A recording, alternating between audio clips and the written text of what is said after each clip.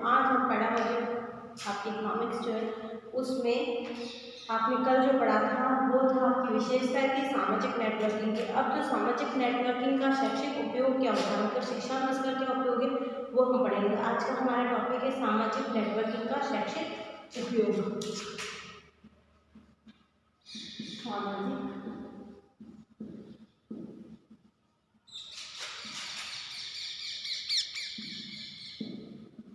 का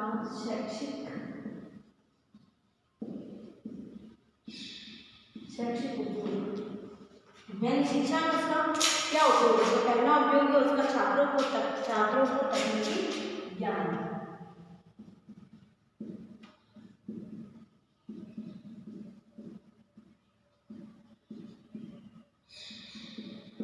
इससे क्या होता है, छात्रों को जो टेक्नोलॉजी का जो नॉलेज है वो नहीं होता है, तो जब वो सोशल नेटवर्किंग का उपयोग करते हैं तो उन्हें सबसे पहले जो नॉलेज होना चाहिए वो तकनीकी ज्ञान होना चाहिए, और इसके उपयोग से उन्हें तकनीकी ज्ञान स्वतः ही आ जाता है। यानी जब उपयोग में आते हैं, इसके संपर्क में आते हैं, तो उनके अंदर तकनीकी ज्ञान जो है वो आ जाता है। जैसे वेबसाइट्स का यूज़ करना, कोई सोशल नेटवर्किंग पे जाकर कोई एजुकेशनल साइट्स का यूज़ करना, उससे उनके अंदर फेसबुक है, ट्विटर है, इसका उपयोग करते तो तकनीकी ज्ञान में आ जाता है कि इसको कैसे संचालन करना है। नेक्स्ट है छात्रों को पड़ोसियों के शैक्षिक स्तर का ज्ञान।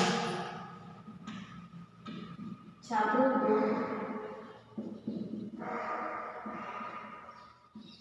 पड़ोसियों के शैक्षिक स्तर का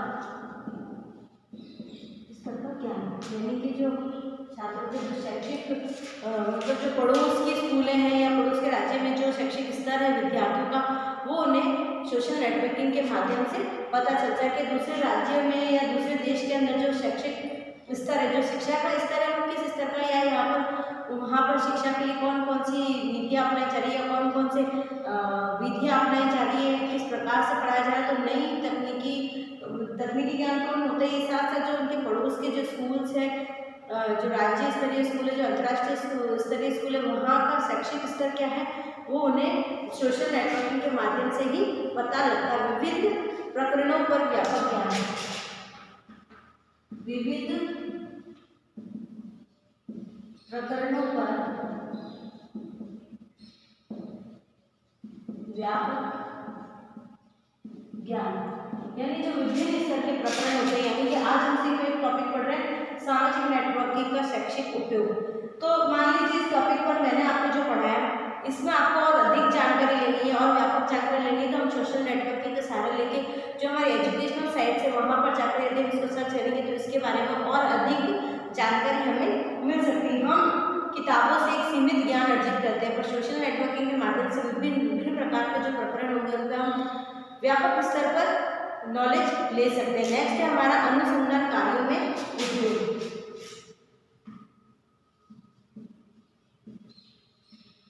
अनुसंधान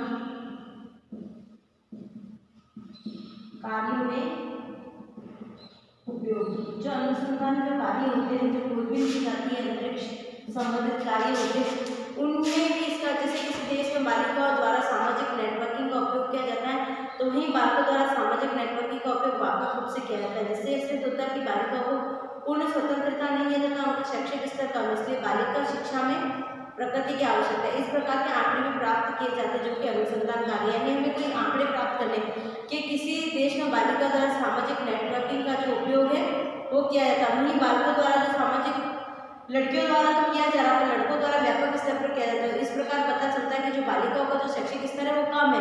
तो इस प्रकार के जो आंकड़े हमें मिलते हैं वो अनुसंधान का ही एक पार्ट होता है, तो अनुसंधान कार्य में ये एक सार्थक सिद्ध होता है। नेक्स्ट है हमारा सामाजिक व्यवस्था के अनुरूप शिक्षा। सामाजिक व्यवस्था के अनुरूप शिक्षा, यानी कि क्या है कि समाज में जो व्यवस्था चल रही है, भारतीय प्राथमिक शिक्षा के लिए उन खेलों की व्यवस्था की जाती है तो जिसमें धन की आवश्यकता नहीं होती, किन किन में नहीं होती, कबड्डी, खो खो आदि। जबकि इस प्रकार सामाजिक नेटवर्किंग का उपयोग करके सामाजिक व्यवस्था के अनुरूप शिक्षा प्रदान करने में किया जाता है।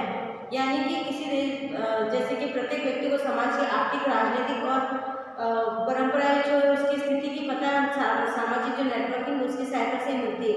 इसलिए जो शिक्षा संबंधी जो नीतियों का निर्माण है उसकी सहायता मिलती है। जैसे भारतीय प्राथमिक खेल है, खेलों की व्यवस्था की जाती है, और ऐसे खेलों की व्यवस्था जिसके अंदर धन की आवश्यकता ना हो, जैसे खो खो, कबड्डी आदि। तो इन सब तो समाज के अनुरूप, यानी कि समाज के अनुरूप जो शिक्षा की व्यवस्था की जाती है वो सोशल नेटवर्किंग के माध्यम से ही की जाती है।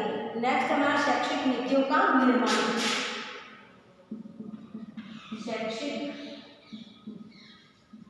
नीतियों का निर्माण, यानी कि जो शैक्षिक जो नीतियाँ होती है वो इसके माध्यम से शैक्षिक नीतियों का निर्माण किया जाता है। नेक्स्ट है विद्यालय व्यवस्था में उपयोग।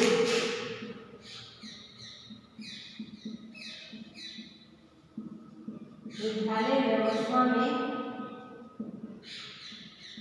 उपयोग, जो विद्यालय की जो व्यवस्था की जाती है, जो मैनेजमेंट किया जाता है, हमें अरेंजमेंट करने, वो भी हम सोशल नेटवर्किंग की सहायता से इजीली कर सकते हैं। दूसरे विद्यालय में जो वार्तालाप करना है, हमें कोई खेल का आयोजन करना है दूसरे विद्यालय के साथ में, तो हम सोशल नेटवर्किंग की सहायता से हम एडवर्टाइजमेंट निकाल सकते हैं कि हमारे विद्यालय में आगामी दिवसों में इस शिविर का या इस खेल का आयोजन किया जा रहा है। तो जो भी इसमें हिस्सा लेना चाहते हैं तो दूसरे स्कूल वालों के पास भी ये विज्ञापन सोशल नेटवर्किंग के माध्यम से जाएगा और वो अपने नाम भी सोशल नेटवर्किंग के माध्यम से लिखवाएंगे। तो नेक्स्ट है हमारा अधिगम वातावरण का सृजन।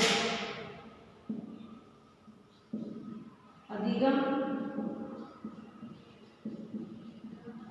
वातावरण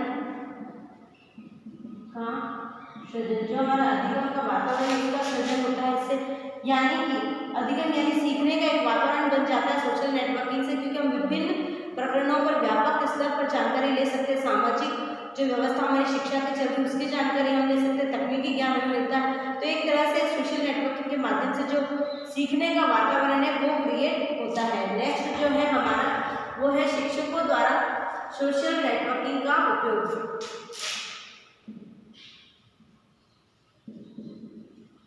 शिक्षकों द्वारा सामाजिक नेटवर्किंग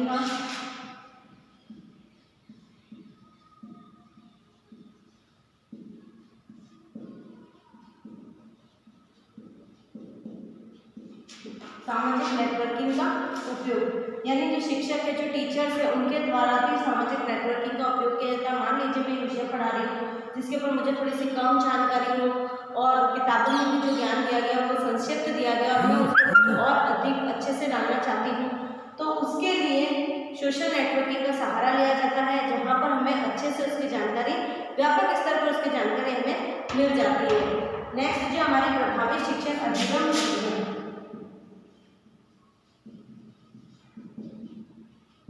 प्रभावी शिक्षण अधिगम,